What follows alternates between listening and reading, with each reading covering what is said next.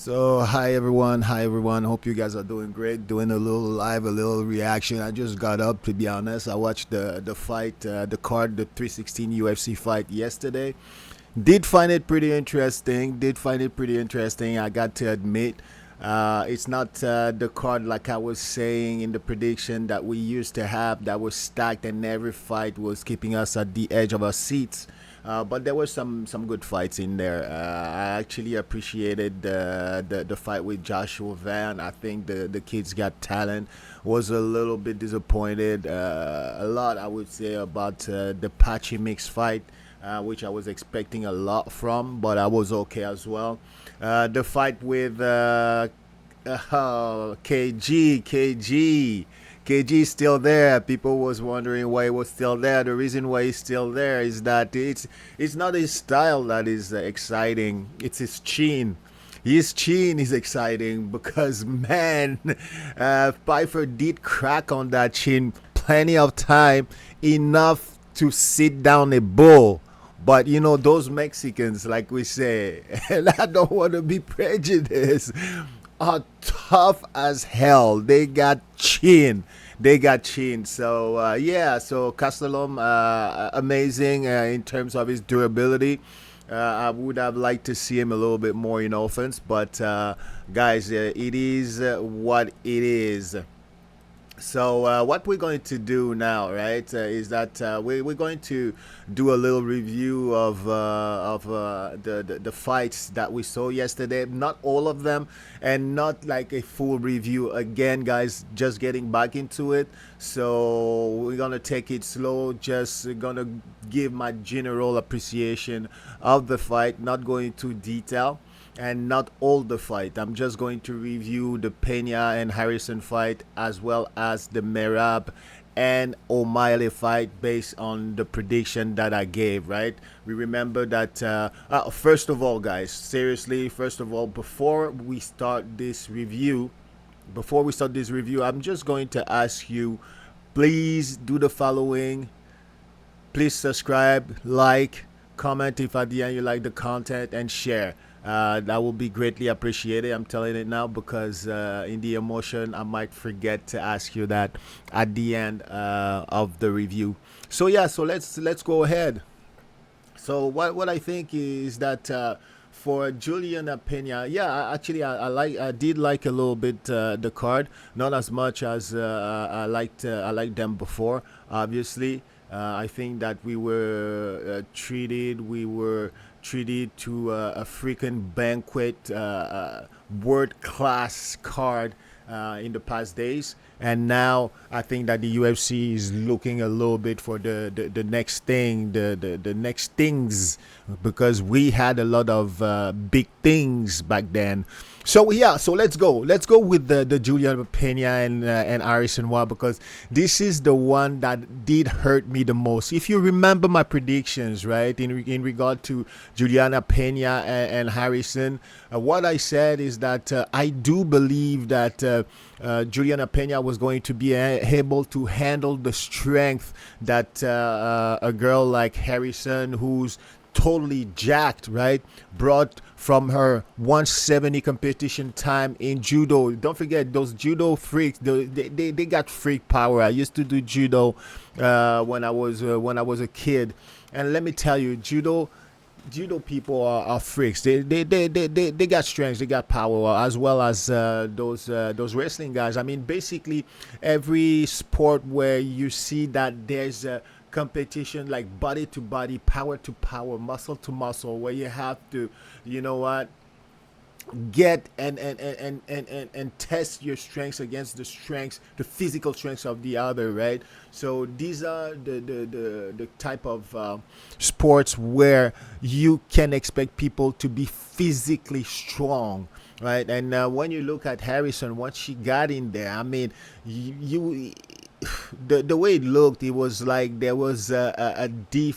I mean, there was a beast in there, there was a Goliath in there, and there was a David in there. That's how I see it. You could easily see the difference in size in there, and muscles and all that stuff. So my prediction basically was that Peña was going to be able to weather the storm. She was going to be able to handle the physical strength of Harrison, and that after the second round, in the third round, we were going to start to see a shift. Honestly, I do think that everybody who was for Peña, or even everybody who was for Harrison, was seeing that the only pathway to victory for Peña was in the later rounds, right? I was wrong. I was wrong. I was wrong. Harrison got in there. Actually, I wasn't totally wrong. Where I was wrong about is that she was going to be able to handle that strength and and carry on past the second to the third, fourth, and bring like Harrison into those championship round.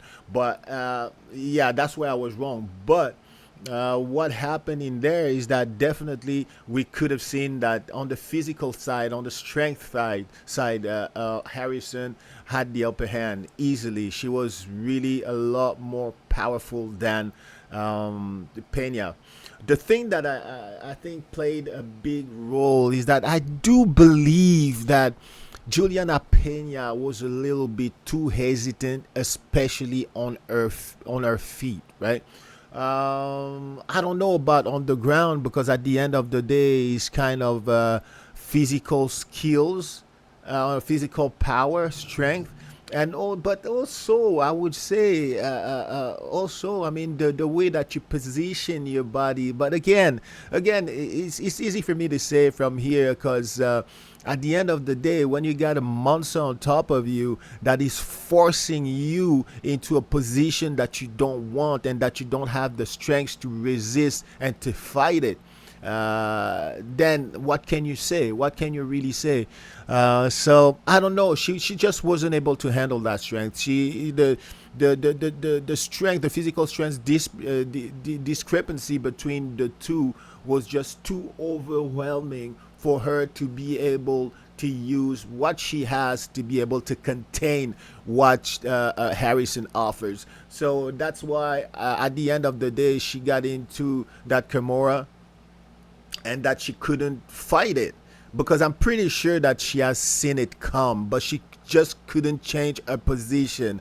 I think that in that case, when you're in such a strength and physical strength disadvantage, you have to be kind of proactive and read your opponent before he start to do any moves, before he does something, so that you're ready to react, or you can actually lead him a certain way by positioning yourself a certain way. So maybe there was an argument on the feet. I do also believe that Julianna Peña was maybe a little bit too worried about the takedowns, about the fact that Harrison is stronger, about the fact that when she's going to be on the ground, she's going to be in trouble. Because I don't know if she was worried about her power. Maybe there was a little left hand that got through that maybe made her think twice, but I don't really think that she was that. I don't know. I don't know. Maybe somebody has told her that, hey, watch out, that girl's got some crazy strength. She's really strong, right? So be careful when you go on the ground, because I mean she does have a lot of fight, Harrison. Maybe not in the UFC, but in PFL she does, and people can go prospect and ask for advice, or how the fight went with them and all that. So yeah. So it is what it is. It is what it is. It's a shame. It's a shame. I would have liked to see the fight go a little bit longer, a little bit deeper. It would have been more interesting for me. Maybe not for Harrison, but or the people that wanted her to win. But it would have been a lot more interesting to me. I would have liked to see that, and to see the fight end maybe at 5 seconds from the end, this way, so abruptly. I kind of leave a little sour taste in my mouth. I would have liked to see more of this, because, to be honest, I don't think that Harrison is a great fighter. I don't think so. I don't think that if we talk about what comes next and we're talking about a girl like Amanda Nunez, I don't think that she's going to last.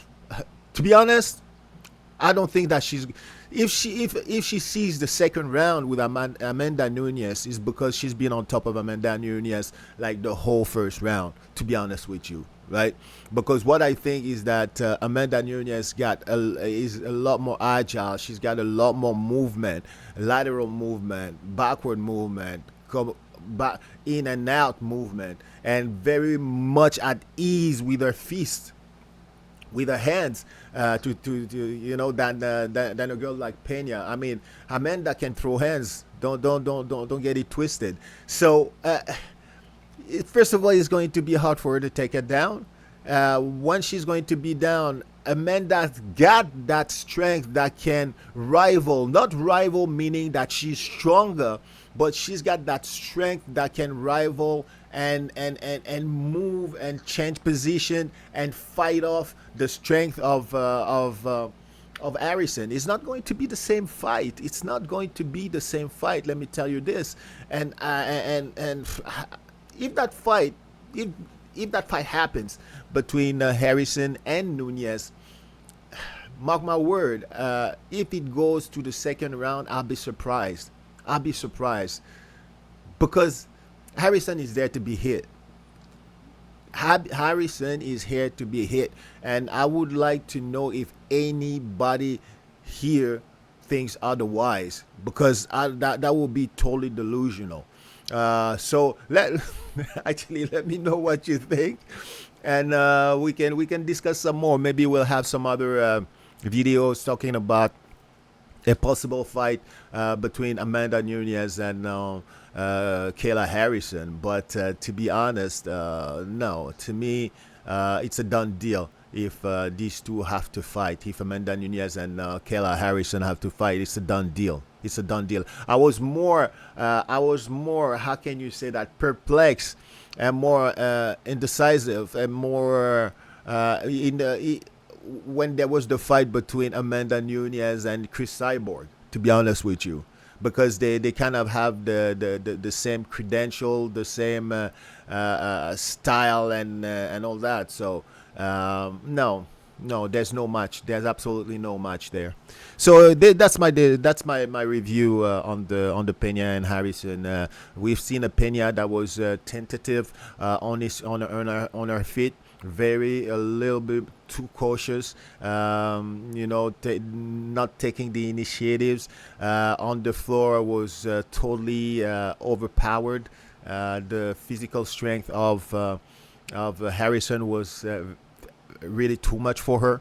And at the end of the day, she didn't give up. She just gave in. She just Harrison just forced her, bullied her, overpowered her into a submission. That's it. That's all. That's the story of that fight.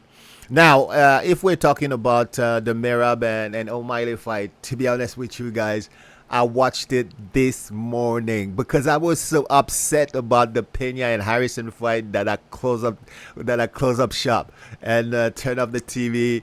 Had a hard time finding sleep, but I finally did. So at the end of the day, let's talk about the Merab and O'Malley fight. And if you remember my prediction, that's what I said. Don't let Merab trade and stand in front of. He's got to move, right? But that's not how he's going to win this fight. The way he's going to win this fight is obviously pressure and obviously taking O'Malley down. But I'll give it to you. I didn't only talk about technique, right? I talk about the imponderable, right? So the other imponderable that I was talking about was the fact that O'Malley was bringing his father, which he doesn't usually do, right? I think it was for his birthday to watch the fight, right?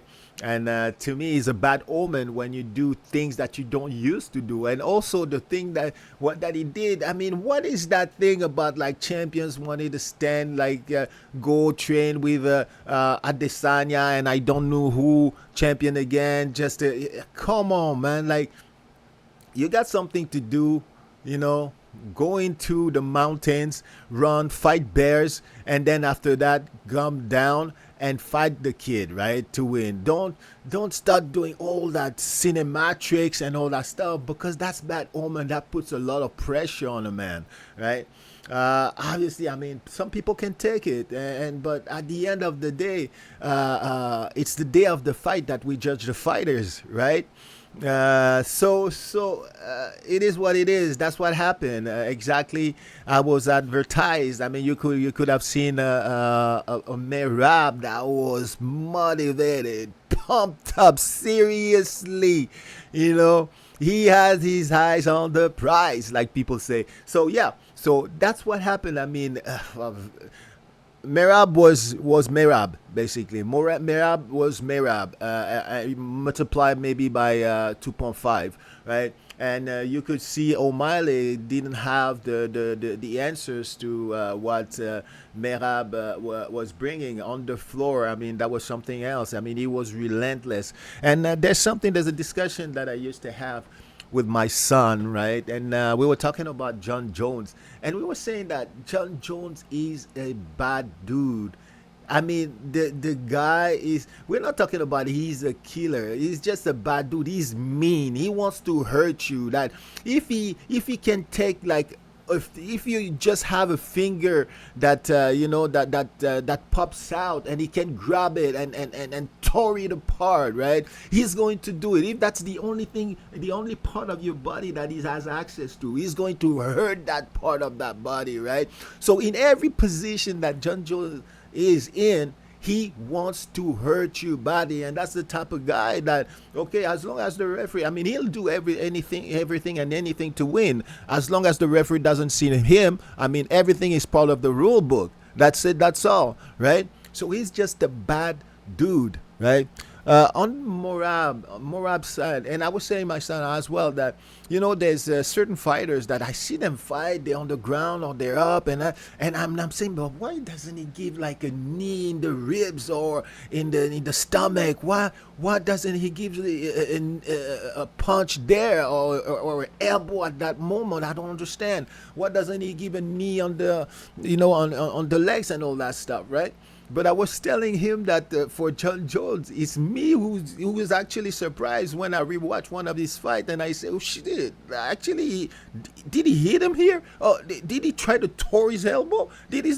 You know what I mean? So I mean, there are people that are just mean, that see every occasion to hurt you. There's no rest. You're on the floor. He's going to give you knee to the body, to the ribs. He's on top of you, raining elbows. It's relentless hurt, right? And I think that Merab did that. I mean, there was a time that when he was on the ground with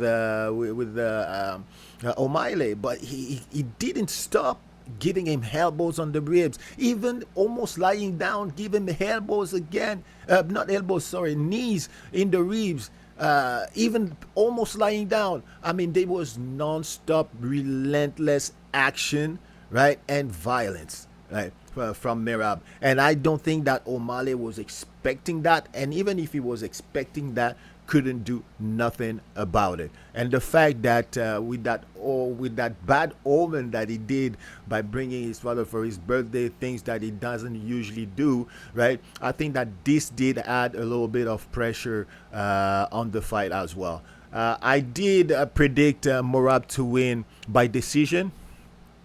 He won by submission, which is fair and which is also very, very, very logical, right? And I say kudos to him. I mean, that was an okay fight. That was a good fight, right? And the fight went as advertised by, I think, everybody. Actually, the two fight went as advertised by everybody. It's just the victors that for some differs. That's it. That's all. So yeah, interesting two fights. What I gotta say though, I got to give it to O'Malley. He was gracious in defeat. Shake the hand of Merab and he gave him his props. He went outside of the cage, shook the hand of all the dignitaries that was there, right? And yeah, it was a respectful defeat. And yeah, O'Malley did good. I think he got some points. He won some point with me. I I don't hate the guy, but it's not like I loved him before. But in this defeat, the way he was humble and the way he was respectful towards Morab kind of make me see the good in him, his good side, and yeah, that's great. But I got to finish with Morab. No, Morab said, "Okay, I humbled him the first time. Now he's coming back, running his mouth. So I'm going to humble him again." And you know, we got to admit that he did, since O'Malley was pretty much humble at the end of the fight. But this is all from me. I don't know what you guys think. Let me know in the comments what you think, because this was some interesting fight also. And let me know about the Castellum fight, and when Pfeiffer cracked him, like, because he did crack them big time. Things that, like I say, would have like knocked out a bull or an elephant. So let me know about this one. Let me know about Van. That's an interesting one as well. And let me know about Pachi Mix. The one that I would like to you guys to let me know about is also the possible Kayla Harrison and Amanda Nunes fight. What do you think on that? I'm going to do a video on this, right? So be ready, right? It's going to come not it's going to come pretty soon, actually, right? It's not going to be very long, right? So let me know a little bit. Give me a preview of what you think about the possible Kayla Harrison and Amanda Nunes fight. To me, it's no match. It's no match. It's done. It's done. It's done. It's not even 6-1, 7-1. It's like 100,000-1, right? Doesn't even go past the first round. I'm telling you, straight up. Okay. So let me know what you think. And again, guys, thank you very much for watching. Like, share, and subscribe. Don't hesitate. It helps a lot. And yeah, that's that. Have a great end of the day. And talk to you later.